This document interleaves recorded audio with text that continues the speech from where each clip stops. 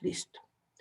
Bueno, entonces, eso es sobre los conceptos básicos de comunidad internacional, de derecho internacional, el debate monismo-dualismo, que hasta ahora lo estamos mencionando. Pero, digamos, la segunda parte de la clase, lo que les quiero compartir es un poco la historia, una historia diferente del derecho internacional que tiene que ver con la perspectiva de América Latina. Entonces, un segundo, por favor, que estoy tratando de escribir en mi pizarra. Un segundo, por favor. Profe, buenos días, una pregunta. Señor. Así como en el derecho interno, en el derecho penal internacional, casos como este de Urbacer versus Argentina que nos comenta, Vamos a hablar, generan... espera, derecho penal no, derecho internacional público, son dos cosas diferentes. Sí, en el derecho, así como, a nivel interno, en el derecho internacional público, estos casos generan, el caso de Urbacer versus Argentina genera precedente para los próximos casos que se presenten de la misma forma.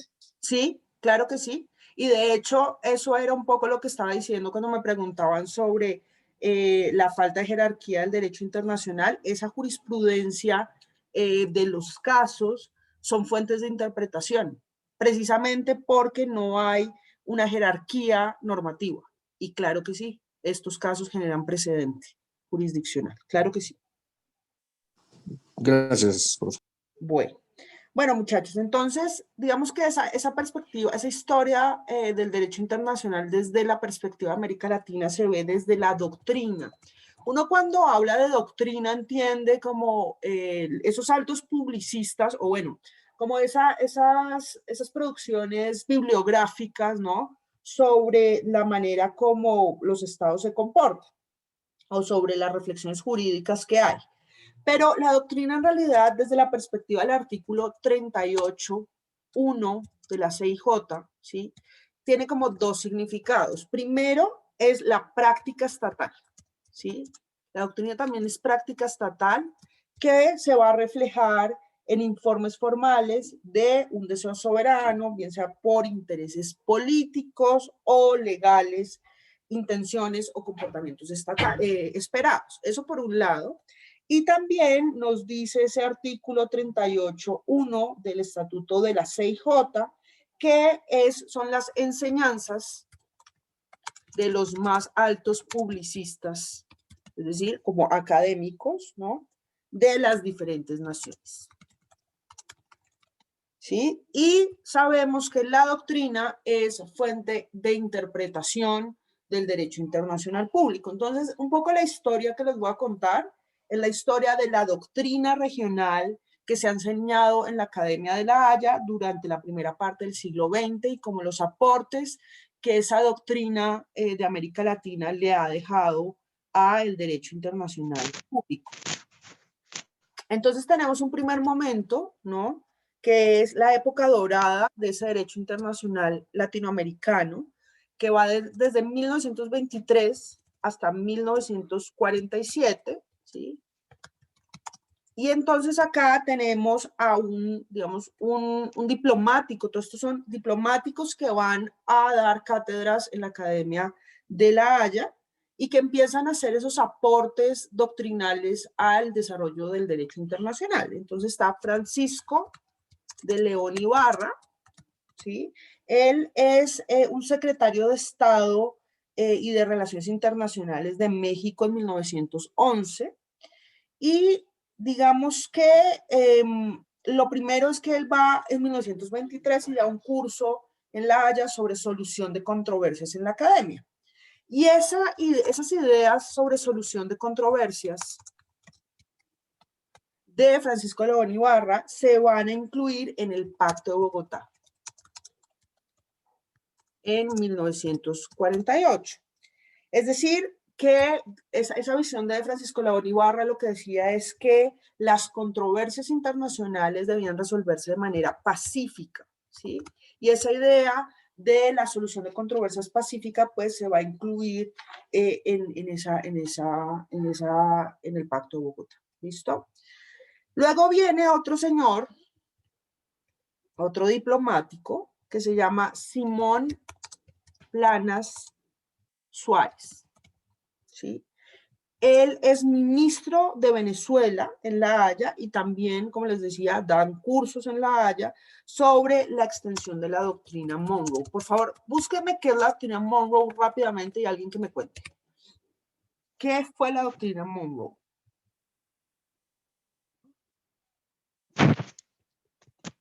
O alguien que sepa de pronto. Buscan ahí en Wikipedia, es lo bueno de los medios virtuales. Profe, según estoy leyendo, es una pues frase o se resume en la frase de América para los americanos. Así es, exactamente. Esa es la frase que resume la idea de la doctrina Monroe. Lo que va a decir Plana Suárez, ¿no? Va a extender esa idea de América para los americanos, claro, es como una idea de devolver la autonomía a el hemisferio americano frente a, espera, ya Carlos, ya te doy la palabra, frente a la dominación europea occidental. Carlos, ¿sí? ¿Alguna pregunta? Profe, y consecuente a eso que los norteamericanos tomaban represalias o se sentían agraviados en el momento de que Europa tratara de tomar decisiones frente al país de ellos, o sea, No, supernacionalistas. no te escuché bien, Carlos, se te oye súper lejos. Qué pena. Profe, ¿ahí me escucha mejor? Sí, sí, sí. Profe, que era también como una respuesta, como se sentían como agraviados en el momento de que Europa trataba de tomar el destino o las decisiones que rigieran a Estados Unidos. O sea, en pocas palabras, era algo así como demostrar el nacionalismo exagerado de Estados Unidos. Así es, así es. Es una respuesta, sobre todo de Estados Unidos, frente a la dominación europea, pero claro, lo que hace Plana Suárez, que claro, esto es una respuesta de los Estados Unidos frente a Europa, es poner en práctica esa respuesta, pero desde América Latina frente a Estados Unidos. O sea, es como latinoamericanizar, por decirlo de alguna manera, la doctrina Monroe frente a los Estados Unidos. Porque de alguna manera, como ustedes mismos lo dijeron, la doctrina Monroe era América para los americanos, pero esa América era la de Estados Unidos frente a los europeos. Y Simón Plana Suárez dice, ok, está bien, pero lo que debemos hacer es tener una América para los latinoamericanos también, frente a la dominación de los Estados Unidos. Y esto tenía que ver también con el principio de no intervención en los asuntos, desde la perspectiva de Plana Suárez, ¿no?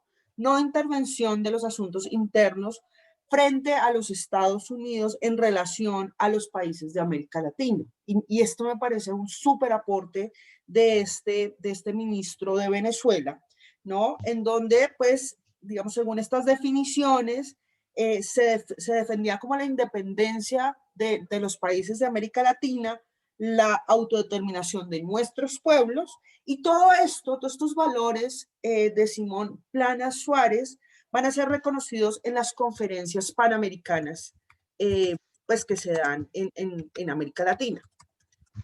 ¿Listo? Entonces, estos son como unos inicios de ese desarrollo del derecho internacional. Tenemos posteriormente, en 1925, voy borrando porque pues que son un montón de diplomáticos, entonces para podérselos ir anotando, Alberto Guanín, y él es un delegado de la Liga de las Naciones, ¿no?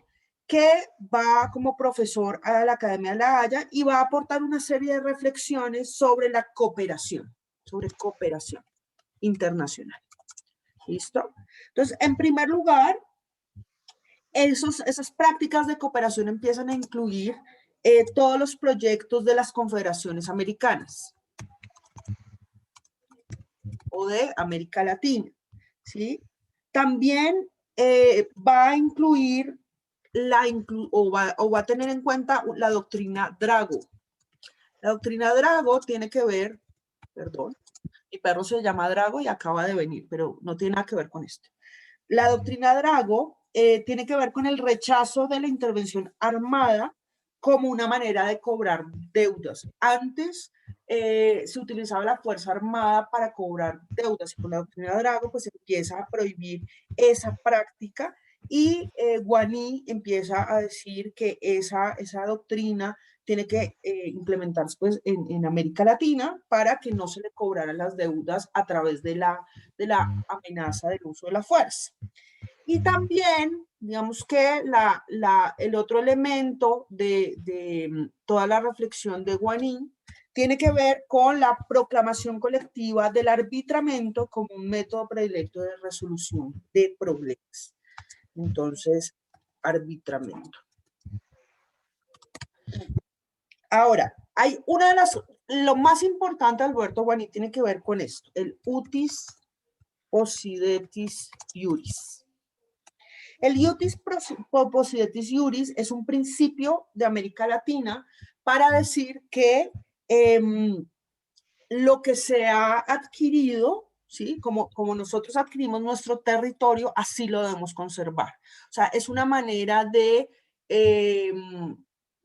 dotarnos de la posibilidad de conservar nuestro territorio después de la salida de las colonias españolas y portuguesas. Y digamos que este principio del iutis possidetis iuris ayudó a evitar los conflictos en relación a las conquistas territoriales entre las repúblicas de América Latina, ¿sí? Vemos que es un principio que colabora con la organización territorial de nuestras recientes independizadas estados. ¿Listo? ¿Alguna pregunta, muchachos? Hasta acá. No, señora. Okay. Bueno, en 1928 llega otro catedrático a La Haya, se llama Francisco José Urrutia.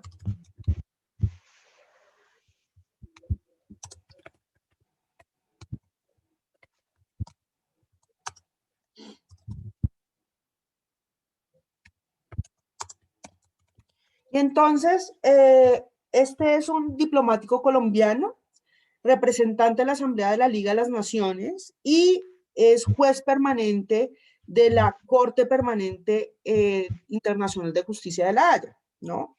Y entonces él va a dar, y este es como su principal aporte, todo un curso sobre la codificación del derecho internacional en América Latina. Porque recuerden ustedes que el derecho internacional, no solo occidental, sino también latinoamericano, es un derecho internacional que sobre todo fue consuetudinario y que con el tiempo se empezó a codificar. Y Francisco José Urrutia decía, mire, hay toda una serie de prácticas en América Latina que se han constituido costumbre internacional que se deben codificar, ¿sí? Y entonces, digamos que esa codificación fue importante, o esa idea de la codificación fue importante, porque América Latina empieza a ser un líder en la codificación de su derecho internacional en las 6 conferencias panamericanas y todos los tratados que empezaron a resultar. Entonces, de allí resultaron varias cosas o varias ideas importantes para nuestro derecho internacional. Primero, la condena de la conquista territorial. ¿Listo? Que empieza a estar codificada en la Carta de la OEA y también en la Carta de la ONU. Y eso es un aporte de este diplomático colombiano. También él empieza a hablar de todo el tema de la naturalización de los extranjeros. ¿Sí? Alguien tiene un micrófono prendido, se oye raro. Empieza a hablar de, pues, el tema obvio que pues ya había tenido un cierto desarrollo desde la perspectiva, digamos, europea, pero también se empieza a desarrollar desde la perspectiva iberoamericana de derechos humanos. Empieza a hablar de temas de derecho de mar, sobre todo desde la perspectiva de las corrientes internacionales navegables, de la disminución del uso de la fuerza, ¿sí? Empieza a hacer unas aproximaciones frente al ius in bellum o lo que posteriormente va a ser el derecho internacional, el DIH, perdón, me voy borrando para poder seguirles escribiendo. También él codifica todos los temas de la obligación y derechos de los estados en todo lo que tiene que ver con los conflictos civiles.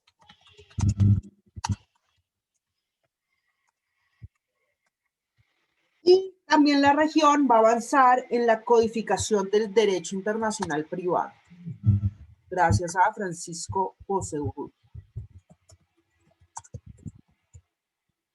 ¿Listo? ¿Preguntas, muchachos, hasta acá?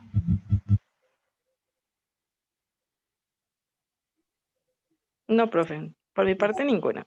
Bueno, gracias. Bueno, posteriormente, luego de Francisco José Urrutia, va a venir en 1929 otro diplomático, José Matos, que es un ministro de Guatemala de Relaciones Exteriores y miembro de la Corte Permanente de Arbitraje en ese momento.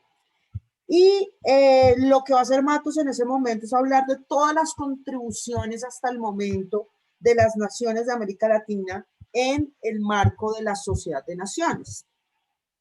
Él va a hablar de cómo en 1826 el Congreso de Panamá fue el borrador para la Conferencia de París, que llevó a la Liga de las Naciones a sus órganos principales, como la Asamblea y el Consejo, inspirada en las instituciones de Panamá. Entonces, fíjense, esto es súper importante, porque el Congreso de Panamá, que sale en 1826, y su borrador, de ese borrador del Congreso de Panamá se inspiran instituciones súper importantes de la Sociedad de Naciones, que luego van a ser retomadas por la Organización de Naciones Unidas, y eso es un aporte de un diplomático guatemalteco. Entonces, otro tema que va a ser súper importante para Matos es cómo América Latina era un ejemplo de solución de diferencias pacíficas y cómo América Latina tenía una gran efectividad judicial por la expresión de la Corte de Justicia Centroamericana, ¿no? Esta Corte de Justicia Centroamericana se crea en 1907 y esta Corte va a crear un sistema de cooperación entre países centroamericanos.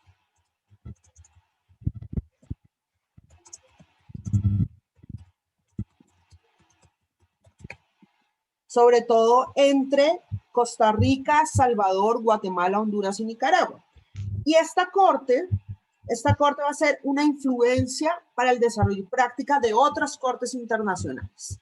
Entonces, ese es otro de los grandes aportes de la región al derecho internacional. En cuanto a la posibilidad de los individuos de someter casos contra el gobierno no cubierto por los tratados bajo el mutuo consentimiento. ¿Listo? Posteriormente viene otro diplomático también colombiano, Jesús María Yepes. Este va a proponer la segunda línea del artículo 2 de la Carta de la ONU, que tiene que ver con el Pacta Sunt Servanda. Por favor, alguien que me busque el artículo 2 de la Carta de la ONU para leerlo.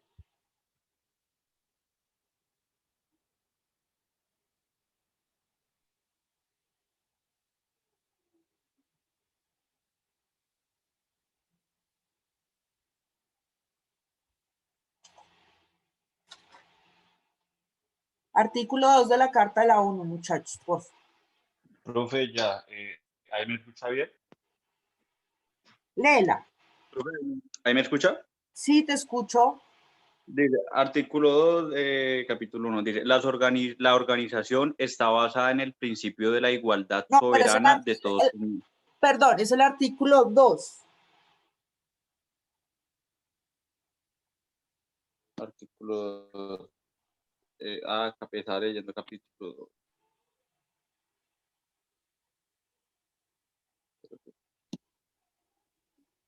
Artículo 2, profe, dice, para la realización de los propósitos consignados en el artículo 1, la organización y sus miembros procederán de acuerdo con los siguientes principios. Primero, la organización está basada en el principio de la igualdad soberana de todos sus miembros. Segundo, los miembros de la organización, a fin de asegurarse los derechos y beneficios inherentes a su condición de tales, cumplirán de buena fe las obligaciones contraídas por ellos de conformidad con esta carta. Ahí. Ese es el aporte, el artículo 2, la frase 2, es el aporte de Jesús María Yepes a el derecho internacional público. Entonces, fíjese que hay una historia, pues es una historia muy concreta, muy particular, de aportes de nuestros doctrinantes al derecho internacional, que pues hay que revisar. Espérenme que me están escribiendo. Gracias. Que hay que revisar con miras a ver que esa historia no es única. Incluso yo les decía la clase pasada que hay una visión también indígena del derecho internacional, pues que lastimosamente no es muy difundida, está como en investigaciones preliminares, pero que hay que revisar esas visiones diferentes de la historia, porque la historia no solo es la europea. ¿Listo? Bueno, finalmente, el tercer tema que me gustaría tocar el día de hoy, para terminar como nuestra introducción sobre el derecho internacional, tiene que ver con las funciones. ¿Para qué sirve el derecho internacional? Uno tendría la idea que el derecho internacional es menos vinculante, que tiene una serie de problemas que lo hacen más débil frente a el derecho interno, pero no es así. Lo que pasa es que uno se tiene que quitar de la idea que el derecho internacional público funciona igual que el derecho interno. Tienen funcionamientos súper diferentes y lógicas súper diferentes. Entonces hay varias cosas, además estas funciones las encuentran ustedes en el texto de Herdegen, digamos, la guía que les puse yo para la clase. Y la primera función tiene que ver con la primacía del derecho internacional sobre la política, ¿sí? A pesar de lo que yo les digo, ¿sí? Que obviamente uno tiene que leer el derecho internacional público desde unas relaciones de poder, el deber ser del derecho internacional es canalizar las decisiones políticas, ¿sí? Cuando son violatorias del derecho internacional. Entonces, de alguna manera, pues ese es lo bonito de esta clase, que es, claro, un deber ser en donde hay unos principios, una serie de obligaciones que están atravesadas obviamente por unas lógicas de poder, pero esas lógicas de poder en su primera función frente al derecho internacional deben ser limitadas por ese derecho internacional público, y esa es la primera función del derecho internacional. Lo segundo tiene que ver, la segunda función tiene que ver con el efecto legitimador. Por favor, si tienen preguntas, si algo no es claro, me interrumpen, ¿vale? ¿Vamos claros hasta acá o hay alguna duda? Todo claro, profe. Listo. Señor. O sea, esa primacía del derecho internacional sobre la política, o sea, es decir, que cuando en las naciones existen, no sé, o sea, los políticos o más bien políticas que están afectando a las personas. No, porque ¿No? tú Entonces, estás hablando en una lógica de derecho interno. Acuérdate que el derecho internacional público se desarrolla en la comunidad internacional, en la relación entre estados. Entonces, te voy a dar un ejemplo. Estados Unidos decide que va a invadir, y de hecho, pues pasó Irak, ¿sí? Entonces, se supone que hay un principio, una obligación internacional que prohíbe el uso de la fuerza, ¿sí? Entonces, claro, obviamente, pues, o sea, hay una violación del derecho internacional. Estados Unidos decide esa intromisión en Irak siendo violatorio del derecho internacional, y en consecuencia hay unas sanciones, ¿sí? Sanciones que son diferentes a las del derecho interno. Entonces, por ejemplo, hay unas sanciones diplomáticas, unas sanciones morales, unas sanciones económicas, ¿sí? Que el derecho internacional y la comunidad internacional va a imponer al Estado que sobreponga su interés nacional sobre las obligaciones internacionales. No sé si clarifico un poquito la idea. sí, profe, ahora sí. Ok. Entonces, la segunda función del derecho internacional tiene que ver con el efecto legitimador. Nos dice Herdegen que el poder de control del derecho internacional se encuentra en estrecha relación con el efecto legitimador del proceso político, ¿sí? El efecto legitimador es válido para la aplicación de los valores fundamentales del derecho internacional. Es decir, que lo que nos está tratando de decir Herdegen es que el derecho internacional no se agota como en unos estándares formales, sino que tiene ciertos valores materiales. Por ejemplo, ¿sí? Frente a la discusión de la prohibición del uso de la fuerza y la justificación del empleo de la misma, que es un principio del derecho internacional, pues entonces el artículo 2 de la Carta de la ONU nos va a decir que se puede utilizar en 2 escenarios nada más.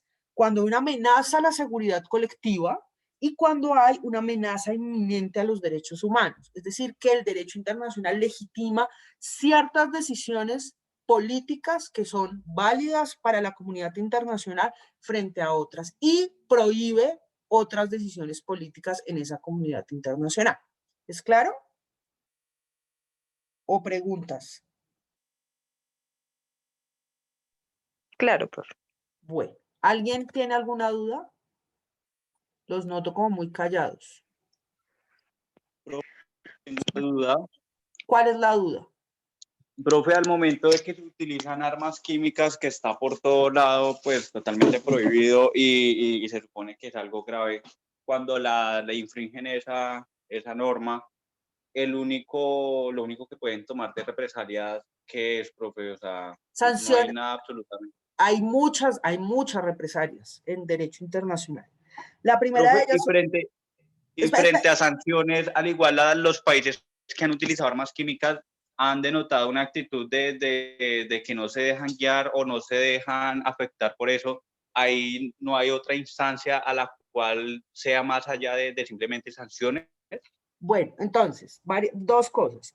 Cuando hay sanciones, a ver, primero, ¿qué tipo de sanciones existen en derecho internacional? Entonces está la sanción económica, que es la que más le duele a los estados. La sanción moral, que es como cuando dicen, como denunciamos, que esa es la que menos funciona. La sanción diplomática, los bloqueos económicos. Y también las sanciones diplomáticas son cuando retiran, por ejemplo, a sus diplomáticos de los países, que eso es gravísimo. ¿Cuál fue tu segunda pregunta? Discúlpame. Mijo, me hiciste 2 preguntas. Profe, qué pena. Que si hay otra instancia. Pues mire, Sí. cuando son graves delitos contra la humanidad, obviamente la instancia será la Corte Penal Internacional. Pero también cuando hay violación de tratados internacionales será la Corte Internacional de Justicia. O sea, sí existen instancias, claramente existen. Depende del caso. Yo diría que en caso de utilización de armas masivas por ser graves crímenes contra la humanidad será la CPI, la Corte Penal Internacional. ¿Listo? Pero, por ejemplo, cuando hay violación de tratados, no necesariamente de utilización de armas químicas, sino en general, es la Corte Internacional de Justicia, que en la próxima clase vamos a ver cómo se entra a la jurisdicción de las Cortes Internacionales, que eso es un tema aparte, un poco más amplio. Gracias, profe. Bueno, a ti por la pregunta. Bueno, la tercera función es que el derecho internacional estabiliza las relaciones entre estados. ¿Listo? O sea, piensen ustedes en la historia que contábamos ayer de antes del siglo XIX, la manera como los estados solucionaban en el siglo XVIII, siglo XVII, sus diferencias era con la guerra, ¿sí? Pero desde el desarrollo progresivo del derecho internacional, esos estados han empezado a hacer una conciencia sobre la necesidad de una resolución pacífica de las controversias, ¿sí?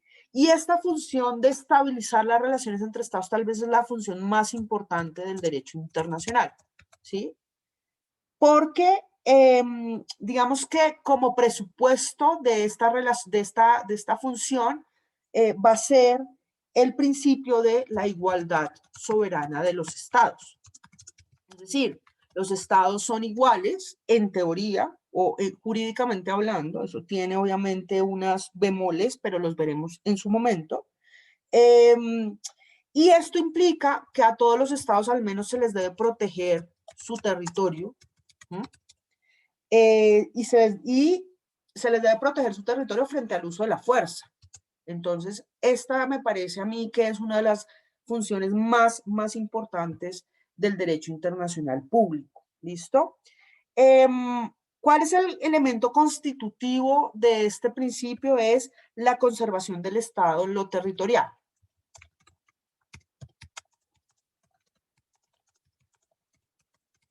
Y recuerden ustedes que lo territorial no es solo la porción de tierra, sino como le decíamos ayer, también es la porción de aguas, ¿sí? De mar territorial y de aire, ¿listo? Entonces, esa es otra de las funciones del derecho internacional. Espérenme un segundito. ¿Preguntas?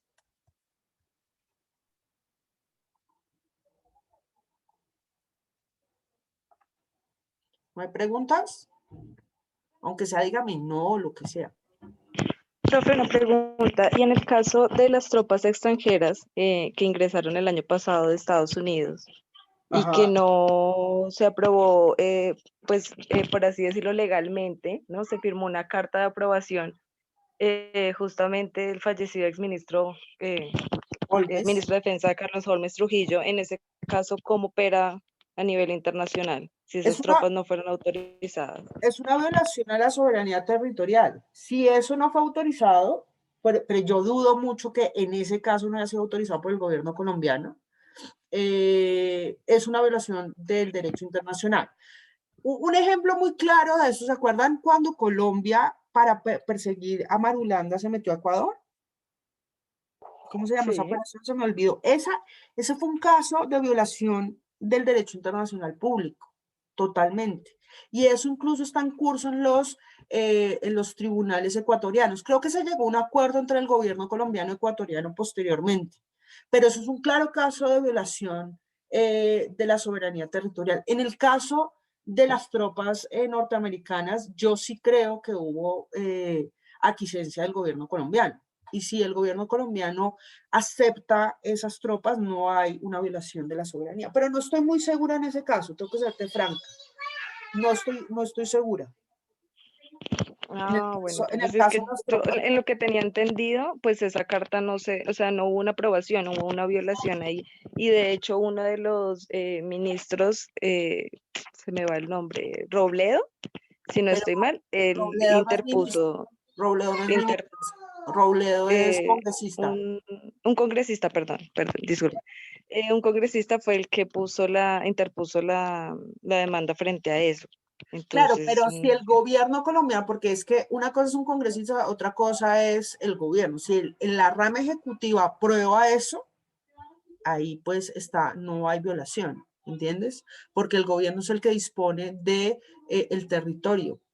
Entonces, una cosa es lo que Robledo pueda decir como congresista, en donde evidentemente se opone a una intromisión de tropas extranjeras en nuestro territorio, pero si y eso es lo que no tengo claro, que se los quedo viendo, y si alguien puede buscarlo mientras vamos avanzando, estaría chévere para clarificar, porque yo no sé si Colombia acepta a las tropas norteamericanas, el gobierno colombiano, no Robledo. Entonces, si alguien por favor me puede buscar en internet para, digamos, como clarificar ese punto, mientras vamos avanzando. vale, profe, muchas gracias. Gracias. No, Sin pero embargo, ya lo reviso. sí, vayan buscando mientras para poder clarificar.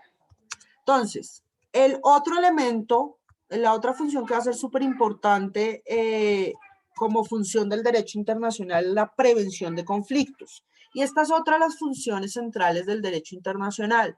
¿Sí? Si ustedes se dan cuenta, toda la historia del derecho internacional, tanto la occidental europea como la propia nuestra, ha hecho como una conciencia sobre la prohibición del uso de la fuerza.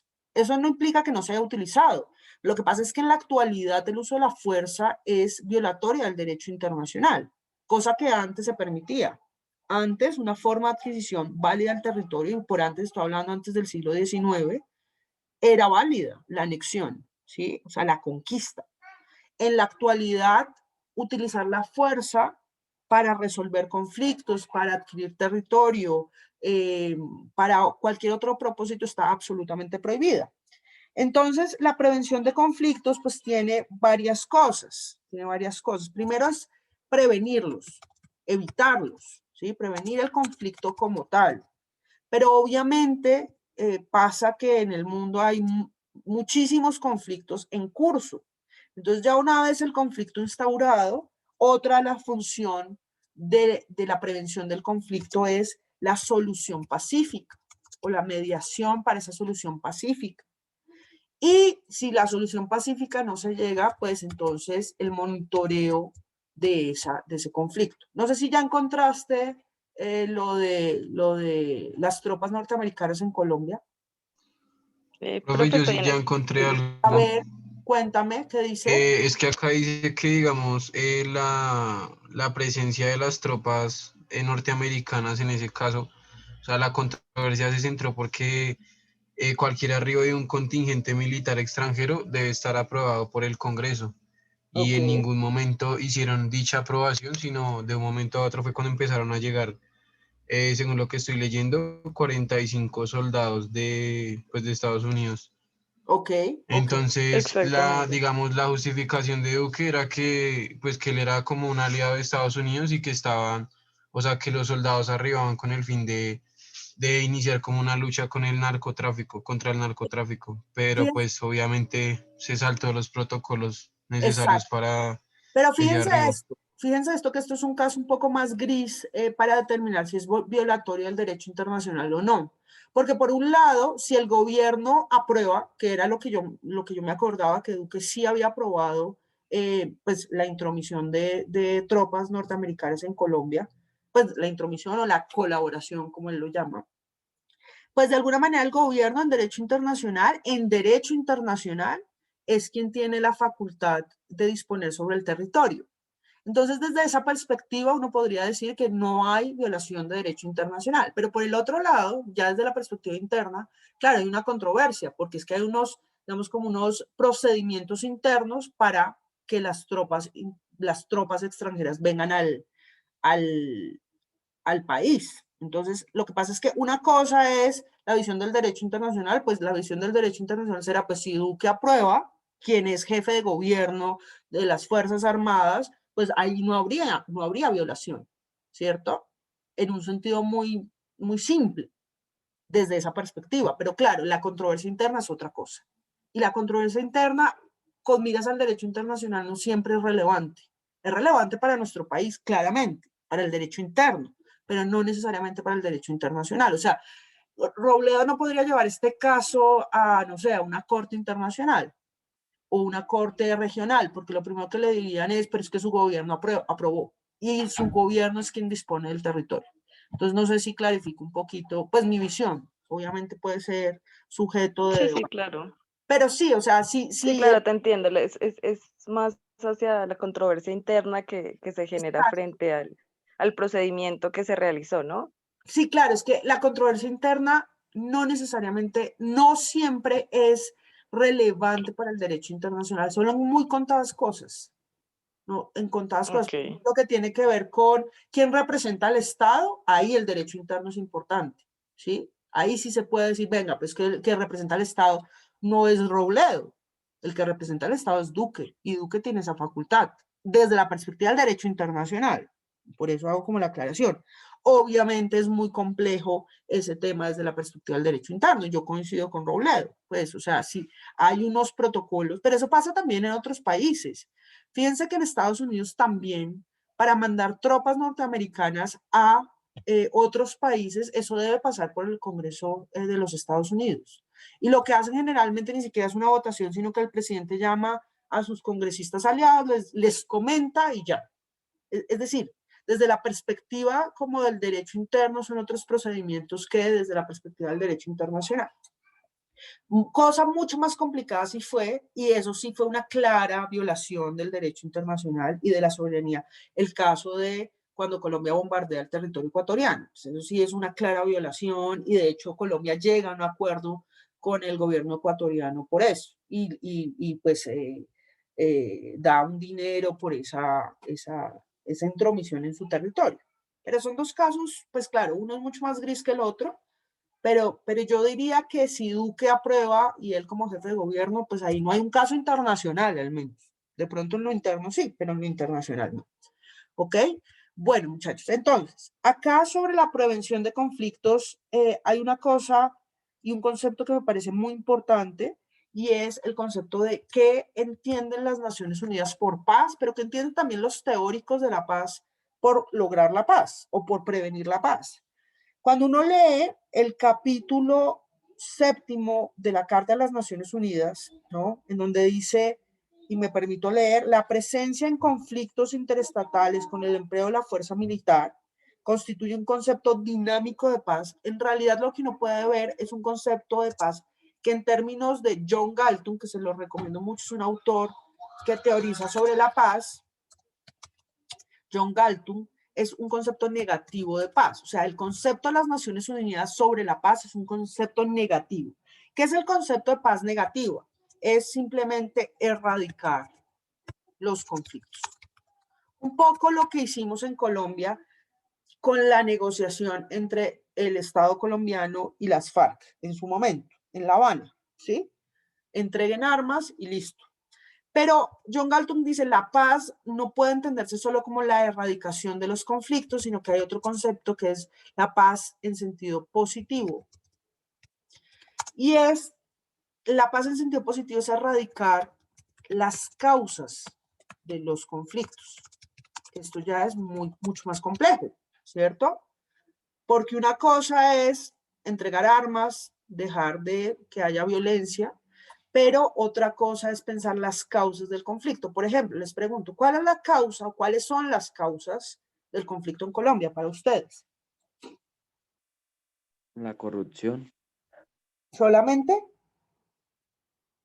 O sea, la corrupción, piensen en los conflictos, en el conflicto y en los conflictos internos que tenemos en Colombia, con las guerrillas, con el paramilitarismo. ¿Ah? La desigualdad. Entonces, sí, la corrupción. La corrupción, la desigualdad, la pobreza. Desigualdad social. La lucha por el poder. También. La erradicación de los cultivos. Narcotráfico. Si se dan cuenta, ¿qué más? ¿Qué más se les ocurre? El poder por obtener tierras, lo del desplazamiento. Sí, la lucha por las tierras. ¿Qué más? Diferentes pensamientos ideológicos. Sí, o más bien como la intolerancia, ¿no? Porque diferencia siempre habrá. Las políticas públicas que no son eficientes. Ajá. ¡Ya me ganó! Uy, ¿qué pasó? Creo que alguien dejó prendido el micrófono. Si se dan cuenta, muchachos, las causas, por ejemplo, en el conflicto colombiano son múltiples. Imagínense pensar cómo erradicar la corrupción, la desigualdad, la pobreza, la lucha por el poder, el narcotráfico, la lucha por las tierras, la intolerancia frente a las diferencias, las políticas públicas ineficientes. O sea, claro, para la ONU es más fácil y en general para quienes negocian y previenen los conflictos, decir, bueno, erradiquemos el conflicto, es decir, entreguemos las armas, ¿sí? Desarmemos a las partes, que pensar en erradicar las causas, ¿sí? Pero, digamos, por eso me parece importante, porque digamos que la prevención de conflictos, como se da desde la perspectiva de las organizaciones internacionales, es una prevención de conflictos, ¿cómo decirlo?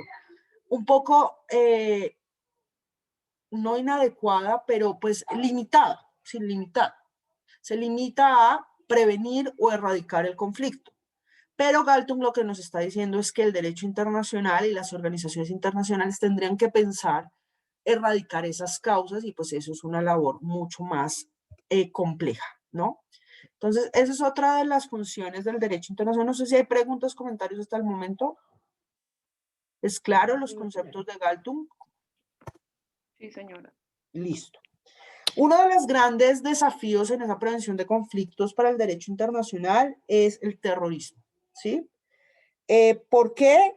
Porque pues sí se han desarrollado un conjunto de convenciones para luchar contra el terrorismo, pero realmente es algo que en lo que todavía el derecho internacional le queda como un gran desafío. ¿Listo? Otra de las funciones del derecho internacional público tiene que ver con la protección de los derechos humanos, obviamente. Pues generar una serie de sistemas de protección de derechos humanos, lograr que los estados y los actores no estatales respeten esos derechos fundamentales, porque evidentemente esos valores en términos de derechos humanos pues hacen parte fundamental del derecho internacional actual. Y digamos que ustedes saben y si no saben, pues les recuerdo o les clarifico, hay varias generaciones de derechos humanos que han sido consignadas en varios tratados internacionales. Entonces, ¿alguien se acuerda de su clase de derechos humanos? ¿Cuáles son las generaciones de derechos humanos y en qué consisten?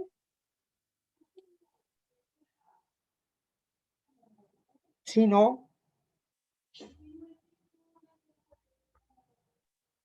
No, profe. ok. Bueno, entonces les recuerdo. Hay 3 generaciones de derechos humanos, ¿no? La primera generación son los famosos derechos civiles y políticos. Exacto, sí, los individuales. Los civiles, políticos, los culturales, Espere. sociales. La primera generación son los derechos civiles y políticos que son individuales, ¿sí? Que tienen como núcleo fundamental la dignidad humana y las libertades individuales, ¿sí?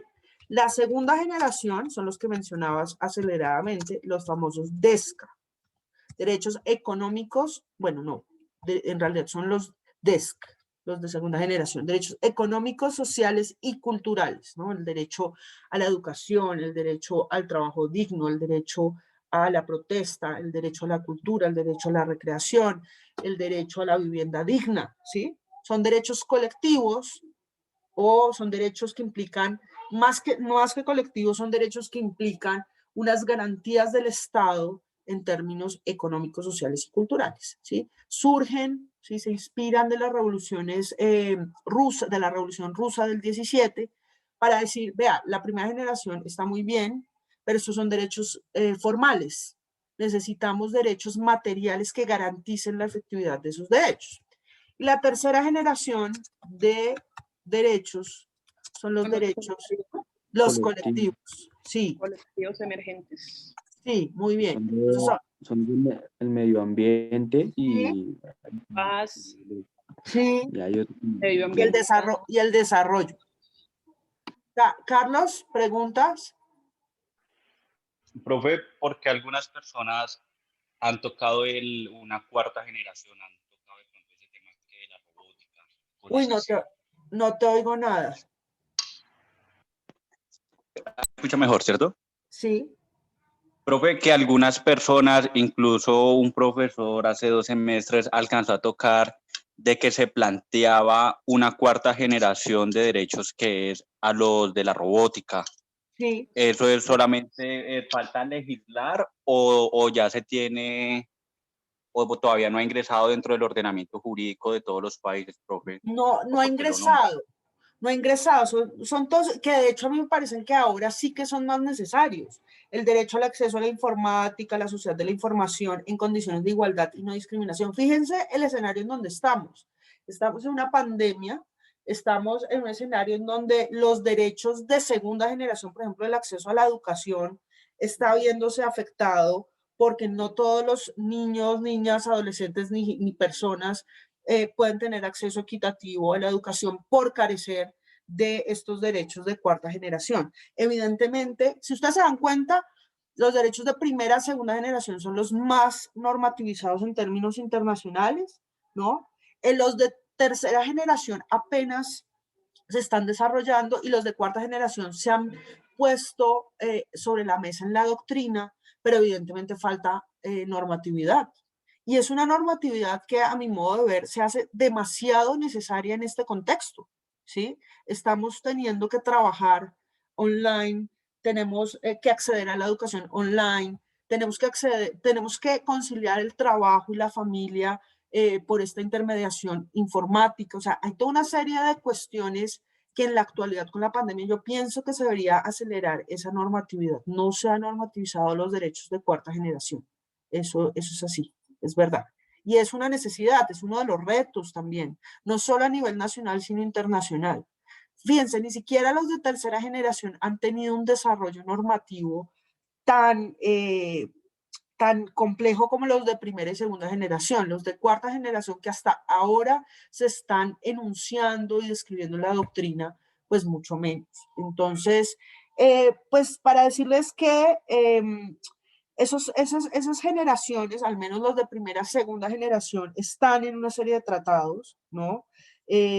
cómo los pactos de derechos humanos de la ONU del 66, el Pacto de Derechos Humanos, Derechos Civiles y Políticos del 66 y el Pacto de Derechos Económicos, Sociales y Culturales del 66, y han habido también una serie de tratados regionales de derechos humanos, sobre todo de derechos de primera, segunda generación. Hemos empezado, ¿sí?, con el Pacto de París, con el antiguo de Kioto, a empezar a hacer la normativa sobre los derechos del medio ambiente. Ni siquiera todos los de tercera generación, ¿sí? Algunos derechos colectivos. Y obviamente falta, y gracias por tu pregunta, Carlos, falta la reflexión y concretar esos derechos de cuarta generación que no sé si ustedes lo piensan como yo, pero me parece que son demasiado importantes de normativizar en este contexto, en donde, claro, pues evidentemente la pandemia pasará, pero habrán algunas lógicas que yo creo llegaron también un poco para quedarse desde la perspectiva como de lo informático. Entonces, gracias por tu pregunta, Carlos. Pero para responderte, no han sido normativizados todavía. ¿Listo? Bueno, ¿otra pregunta? ¿Alguna otra pregunta? Bueno, si no hay más preguntas, continuamos entonces con las funciones. Otra de las funciones del derecho internacional es que el derecho internacional influencia la estructura de los estados, ¿sí? De los estados. Digamos que muchos estados o la gran mayoría de los estados de la comunidad internacional han empezado a reorganizarse jurídicamente y políticamente basado en los lineamientos del derecho internacional. Entonces, por ejemplo, ligado a esa reorganización, que a mí me parece lo que les voy a decir un poquito complicado, está el concepto de la buena gobernanza, ¿sí? La buena gobernanza como un principio organizador del derecho internacional que tiene varios presupuestos. Primero, una política social y económica racional.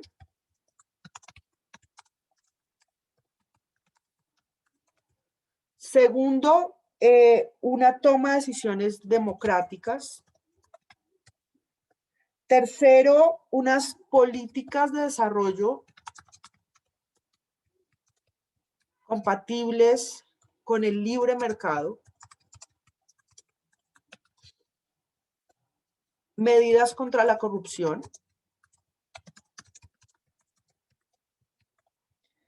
Y garantía del Estado de Derecho, los derechos humanos y bueno, y todo lo que ello implica. ¿Por qué digo que me parece un principio complicado? Sobre todo por esto, ¿sí? Políticas de desarrollo compatibles con el libre mercado. Si algo nos está mostrando, muchachos, esta pandemia es que el libre mercado no puede regularizar o no puede llegar a todos los lugares de la misma forma. Fíjense en todo lo que estoy pensando en la industria farmacéutica, ¿sí? Estamos hablando acá del derecho a la salud como un bien público, ¿sí? La vacuna implica eso. La vacuna, un acceso universal a la vacuna implica que tengamos derecho a la salud como un bien público. Y que esas vacunas estén en manos del mercado farmacéutico, en donde solo algunos países poderosos con recursos pueden acceder y concentrar la mayor cantidad de vacunas en detrimento de otros que por incapacidad o falta de recursos no hemos accedido, me parece demasiado complicado, ¿sí? Demasiado complicado. Y yo siempre me he preguntado, esto obviamente es una idea de Herzog, ¿no? Que la influencia del derecho internacional tiene que ver en la estructura de los estados basada en el principio de la buena gobernanza. Cuando yo leo esta parte de Herzog, siempre me he preguntado si el libre mercado o estos principios de buena gobernanza son universalmente válidos, ¿sí? Incluso el régimen democrático. Esto es una pregunta en teoría política súper antigua. Uno se escandaliza en derecho, pero una pregunta súper antigua es si, y súper vigente, si la democracia es el único sistema posible en el mundo, ¿verdad?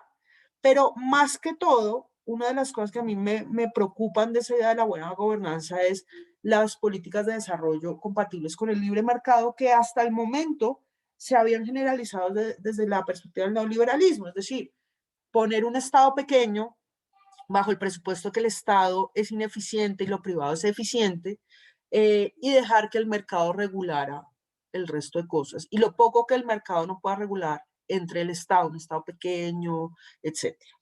Y eso es una idea que se ha generalizado en nuestros países, que a mí me parece muy complicada y que además me parece que es un momento en que debe ser reevaluada, ¿sí? Sobre todo con el tema de la pandemia. No sé ustedes cómo lo ven.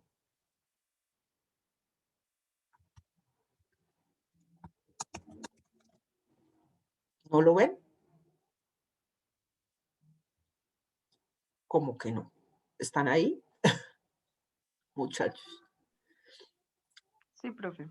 Bueno, la otra función del derecho internacional tiene que ver con el medio ambiente, ¿sí? Y obviamente hay toda una rama, como les decía, del derecho internacional que tiene que ver con el derecho internacional del medio ambiente, y la idea es que ese derecho internacional pues propugne por un manejo prudente de los recursos no renovables, ponga atención al equilibrio ecológico de la protección del clima, digamos, algunos temas importantes en los tratados multilaterales. Pero acá hay otro tema, y acá es cuando yo les digo el derecho internacional es fragmentado, es disperso, porque cuando hablamos, por ejemplo, del debate comercio-medio ambiente, acá ¿qué prima? ¿Cómo lograr un desarrollo económico? Y esta es una pregunta súper complicada, que sea equilibrado con el concepto de desarrollo sostenible. ¿Sí? Es una pregunta, es la pregunta. Bien complejo. Señora. Que es una pregunta bien compleja. Pero, es bien compleja, bien compleja. Porque es difícil equilibrar o poner en equilibrio esa igualdad económica y frente al medio ambiente, ¿no? Que se necesita también tanta protección. Hasta piénsenlo con los debates que hemos tenido que afrontar como sociedad en la pandemia, la vida o el comercio o la economía, ¿sí? Pero uno dice, pero no puede haber economía, o sea, no hay vida sin economía, pero tampoco hay vida si salgo a exponerme y pues entra en riesgo mi salud. Son debates tan complejos que son como los debates en el derecho internacional público actual que yo, la verdad, aún sigo pensando. Incluso este debate comercio-medio ambiente también es un debate que va a ser como el precursor del debate comercio-cultura, ¿sí? ¿Cómo hacer para desarrollar el comercio sin entrar a, digamos, a poner en peligro a las culturas, ¿sí? Son los debates del derecho internacional realmente. Entonces, digamos que, claro, en teoría el derecho internacional tiene que proteger el medio ambiente, el desarrollo sostenible, pero lo que estamos viendo en el sistema internacional son estos debates. ¿Cómo protegemos el medio ambiente? Y es algo que tenemos que hacer. Es decir, si algo nos está mostrando la pandemia es que esto no solo es una crisis sanitaria, social y económica, sino es una crisis medioambiental que viene de hace muchísimo tiempo, muchísimo tiempo. Entonces, el derecho internacional del medio ambiente tendrá que jugar un rol muy importante en la respuesta que se le da a esa pregunta tan complicada de cómo desarrollamos el comercio, cómo desarrollamos la economía sin entrar a malograr el medio ambiente, ¿no? Y no vamos por buen camino, no creo, yo no sé, hay gente que dice que la pandemia ha cambiado la manera como se va a direccionar los asuntos mundiales en estos términos. Yo soy más escéptica, la verdad, y yo creo que no va a haber un cambio tan sustancial como la gente espera. O sea, yo pues en eso sí soy muy, pues sí, pesimista, la verdad. Bueno, la última función del derecho internacional es garantizar un orden económico internacional, justamente, ¿no? Ligado con ese debate. Es decir, por un lado tiene que conservar el medio ambiente, por el otro lado también tiene que garantizar un orden económico internacional que estaba fundamentado después de la Segunda Guerra Mundial en las instituciones de Bretton Woods, estos bancos multilaterales tipo Fondo Monetario Internacional, Banco Mundial, Banco Interamericano de Desarrollo. Allí sí que el derecho internacional del comercio ha tenido un desarrollo súper importante en lo normativo. Cuando, por ejemplo, se dan estas luchas entre derecho internacional del medio ambiente y derecho internacional de la OMC, obviamente siempre es mucho más fuerte el peso que tiene el derecho del comercio internacional que el del medio ambiente o el derecho a la cultura, etcétera, porque evidentemente pues hay como un presupuesto que el derecho económico internacional muestra unas ventajas cuando se desmontan las restricciones comerciales, ¿no? En términos de dinamización de la economía. Pero pues como les decía, eso es uno de los grandes desafíos que tiene el derecho internacional, lograr equilibrar ese orden económico internacional basado en simplemente un concepto de desarrollo económico en detrimento de un concepto de desarrollo un poco más amplio que implique una idea no centrada en el hombre, sino en el planeta, para que el hombre como parte de ese planeta no se vea destruido. Entonces es como uno de esos debates difíciles del derecho internacional que yo supondría se tendrán que afrontar en las próximas décadas.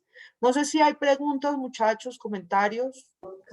Profe, es que precisamente hablando de la parte del debate económico y ambiental, en Estados Unidos ahorita con la elección de Joe Biden, él mismo anunció que el crecimiento económico o el aporte económico que el Estado le va a hacer a la investigación para las vacunas y demás va a ser aumentado considerablemente. Y Sí. yo creo que eso es una reacción precisamente a lo que usted decía, en que el mundo y en estas potencias se dieron cuenta que invertir en salud y en el medio ambiente también puede significar una ganancia económica potencial, puesto que se han visto fuertemente afectados por la pandemia económicamente hablando. Entonces, pues costo-beneficios, sale mejor invertir en investigación y tecnología para las vacunas y no perder económicamente, así Sí, como lo están haciendo con la pandemia. pues es una lectura que me parece muy, muy acertada, pero no deja de ser una visión como de corto plazo para mí, como para resolver la coyuntura de la pandemia y poderla pues sobrepasar. Pues, yo no creo, lo veremos cuando pues pasemos este difícil momento de la historia, pero yo no creo que la pandemia cambie mucho el modelo de desarrollo que tienen los países. Eso es un poco lo que decía a largo plazo. En corto plazo es cierto, o sea, es que nos tocó, o sea, al mundo le tocó, y eso lo dijo la OMS, hacer una ampliación de la cobertura en salud, ¿sí? Le tocó, a todos nos tocó, desde los poderosos hasta los más pobres nos tocó digamos, entender que la salud y invertir en salud era una prioridad. Pero mi visión es que es digamos, es como un remedio de corto plazo, ¿sí? Para poder volver a un modelo anterior, que no necesariamente es un modelo que favorece al hombre, ¿no? Al hombre como parte de un planeta que es mucho más grande. O sea, a mí siempre, cuando yo explico, por ejemplo, el derecho del mar, a mí me impresiona la capacidad que tenemos los seres humanos de creernos el centro del universo, porque el derecho de los espacios, que implica el derecho del mar también, tiene que ver con las normas sobre, por ejemplo, los espacios ultraterrestres, o sea, lo que va después de la Tierra, ¿sí? Lo que está fuera de la Tierra. Si nosotros nos creemos tan el centro del universo que hasta nos creemos con la capacidad de normativizar lo que ni siquiera es Tierra. O sea, ¿qué podemos hacer la Luna? ¿Para qué usos? Etcétera. A mí eso me impresiona demasiado, ¿sí? Y yo tenía un profesor que me decía, eso es culpa de Kant, porque Kant era el que decía que el hombre era como el centro del universo y así se generó todo nuestro derecho. Y nuestro derecho internacional responde a esa idea del hombre como centro del universo, en donde no nos estamos dando cuenta que esa idea antropocéntrica está, obviamente, no solo somos no somos el centro del universo, somos parte del planeta y nos estamos destruyendo con esa visión del derecho y de la economía y del desarrollo, ¿no?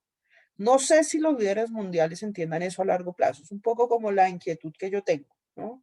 Lo veremos. Yo soy escéptica, realmente, pero pues ojalá lo que tú dices, así sea desde la perspectiva utilitaria, pues que estos líderes mundiales entiendan que invertir en investigación, en salud, en cuidar el medio ambiente es fundamental incluso para la economía. Ojalá sea así.